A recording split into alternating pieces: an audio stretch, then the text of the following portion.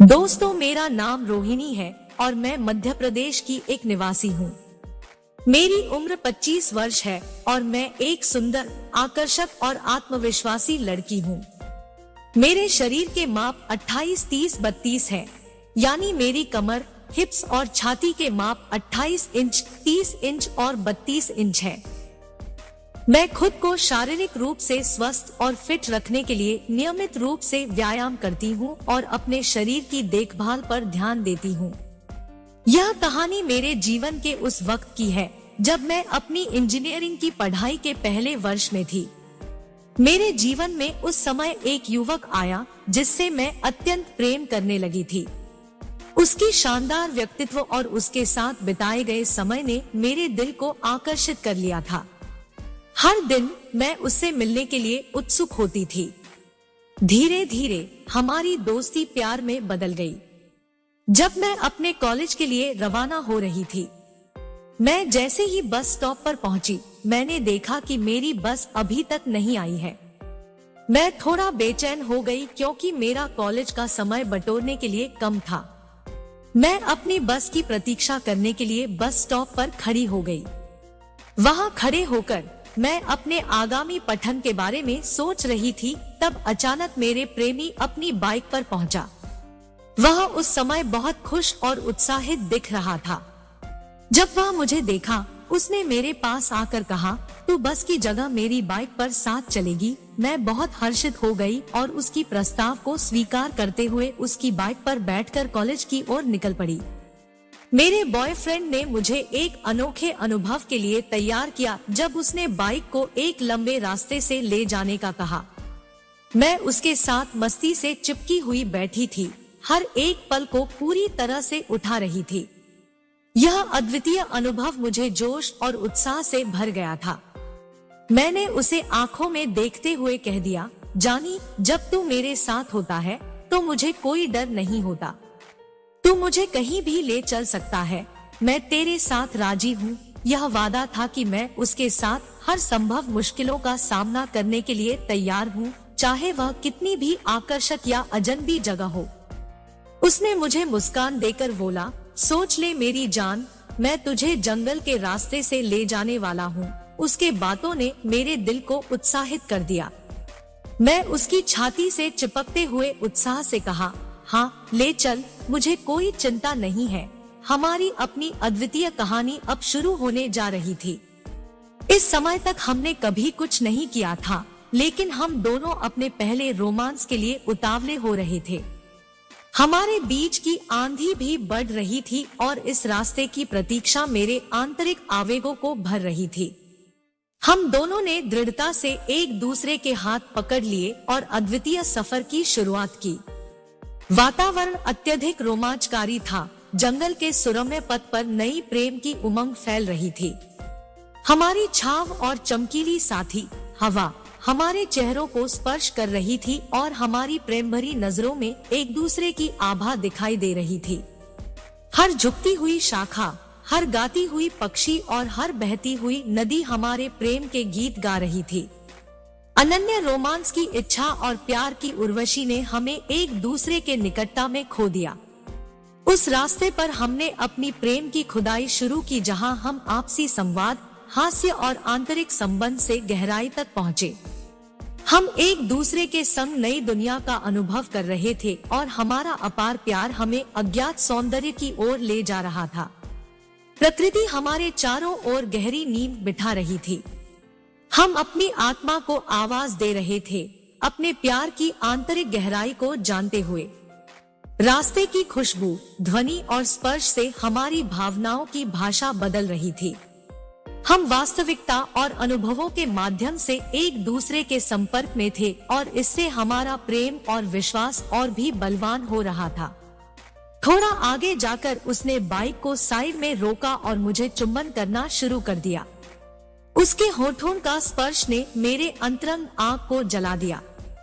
मैं भी उसके साथ इस घने जंगल में मतवाली हुई जा रही थी, जहां प्रकृति की सुंदरता ने अपनी परिधि में आकर मेरे आत्मा को झकझोर दिया। मेरी प्रेम की आग मेरी बुझी हुई आत्मा को जगा रही थी और यह आंधी मेरे अंतरंग जंगल को उजागर कर रही थी। मेरे भावों ने आज एक नया अध्याय लिखने का फैसला किया। मैं रोमांटिक भावनाओं के आवेग में आने लगी जब मेरा मन उसके प्यार से मोहित हो रहा था। जंगल की गहरी छांव में हम दोनों के प्यार ने दिलों को मोह लिया। मैं एक मस्ती और उत्साह की अवस्था में चारों ओर घूम रही थी, जहां प्रेम की आग की उर्वशी ने मेरे संगीत को नई स्वर दिया। लेकिन जब हम रास्ते पर आगे बढ़ रहे थे, हमें कांटें मिलने लगी जो हमारे रोमांस की ऊर्ध्वगामी गति को रोक रही थी। चुभते हुए पैरों की वजह से हमारी आंतरिक ज्वाला को ठंडा होना पड़ा।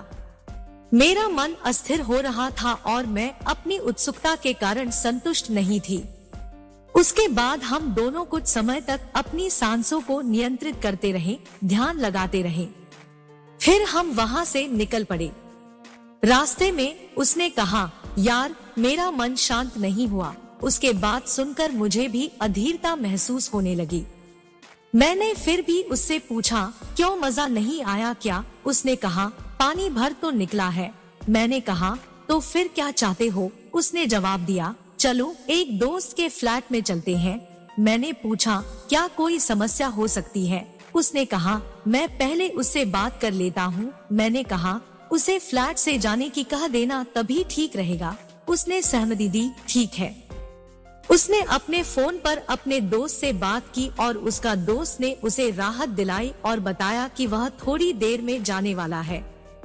इसके बाद मेरे बॉयफ्रेंड ने मुझसे पूछा, अब तो सब ठीक हो गया है ना? मैंने मुस्कुराते हुए हाँ कह दी। हम दोनों उसके फ्लैट की ओर चल पड़े। वहां पहुंचकर हमने दोस्त के दरवाजे की ओर बढ़ना शुरू किया। हमें दरवाजे पर उसका इंतजार करना पड़ा।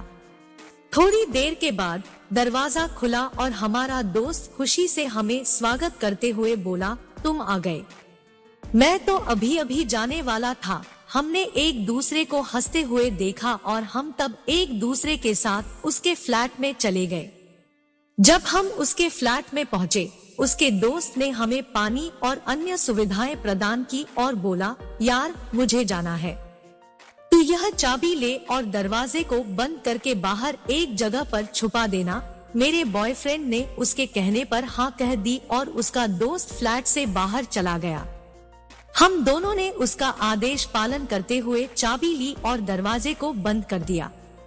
मेरे बॉयफ्रेंड ने मुझसे पूछा, अब हम ठीक हैं ना? मैंने मुस्कुराते हुए हाँ कह दी। अब मैं भी बिंदास हो गई थी। उसके बाद हम दोनों एक कमरे में चले गए। हम थोड़ी देर तक उधर बैठकर बातचीत की, जहां हमने अपनी विचारों को समझाने और समझने का एक दूसरे के साथ समय बिताया। इसके बाद मैं निर्णय लिया कि मुझे एक छोटे से विश्राम का समय चाहिए और इसलिए मैं कमरे के बाथरूम में जाकर फ्रेश होने का निर्णय लिया। ध्यान देने योग्य है कि वह मेरे साथ कोई जल्दबाजी नहीं कर रहा था, जिससे मुझ पर उसका एक अच्छा प्रभाव पड़ा। उसने मेरे साथ संवेदनशीलता और समझदारी का व्यवहार किया, जिसने मेरे मनोभाव को प्रभावित किया और मुझे अनुभव कराया कि उसके बारे में गहरी संबंधों का होना मेरे लिए कितना महत्वपूर्ण है। इसके बाद हम दोनों खाना खाने के लिए बाहर आ गए। हमने एक रेस्टोरेंट या खाने की दुकान में जाकर भोजन करने का निर्णय लिया। हमने एक साथ खाना खाने का आनंद लिया, जहां हमने महकते हुए व्यंजनों को स्वादिष्टता से स्वीकार किया। खाने के बाद हम वापस अपने फ्लैट के कमरे में आ गए। उस समय वह बोला, हंस मत यार, मुझे गुस्सा आ रहा है। मैंने उसे समझाने की कोशिश की और बोली, तो तुम अपना सारा गुस्सा मेरी तीतर में निकाल दो। उसने मुझे पकड़ा, मेरी हाथों को अपनी गहनी पकड़कर मुझे उसकी काबिलियत और संघर्ष की जोरदार मिसाल दिखाने के लिए अपने लोहे को पकड़ा। उसने वह लोहा तीतर में धकेल दिया और सिर्फ एक ही चाल में सफलतापूर्वक उसे पूरी तरह से मेरे तीतर में घुसा दिया। मैं तीव्र दर्द के कारण तड़पने लगी और मेरे मुख से और रोंगटे खड़े करने वाले कराहे निकलने लगे। यह दर्द मेरे शरीर को परेशान कर रहा था और मैंने उसे मना करने की कोशिश की, लेकिन इस बार उसने मेरी एक भी बात नहीं सुनी और अपने लोहे की सहायता से तीतर की खुदाई करना जारी रखा। उसका लोहा तेजी से और बिना किसी रुकावट के तीतर के भीतर घुसता रहा। इसके परिणाम स्वरूप मेरी तीतर की सील टूट चुकी थी और उसका लोहा तीतर के भीतर तक पेवस्त हो गया था। मैं दर्द से भरी आहें भर रही थी जो मेरे मुख से निकल रही थी। मेरे शरीर की दर्द की तीव्रता और गहराई बढ़ रही थी। मेरे तीतर की स्थिति बहुत खराब हो गई थी। मैं विवश हो गई थी और अपने दर्द को रोकने की कोशिश कर रही थी, लेकिन उसने मेरी आवाज को अनदेखा करते हुए अपनी कार्यवाही जारी रखी। कुछ समय बाद मेरा दर्द कम हुआ और मैं भी उसका साथ देने लगी। वह मेरी दबाते हुए चीथड़े उड़ाने में लगा था। जल्दी ही मैं निकल गई, मगर वह लगा रहा। कुछ देर बाद मैं उठी और देखा कि बिस्तर पर आलोचनात्मक रंगों के दाग प्रकट हो रहे थे। वे लाल ही लाल थे और बिस्तर की सफेद चादर पर अस्थायी निशान छोड़ रहे थे। यह दृश्य मुझे घबराहट महसूस कराया और मेरे मुख पर चिंता की झलक दिखाई दी।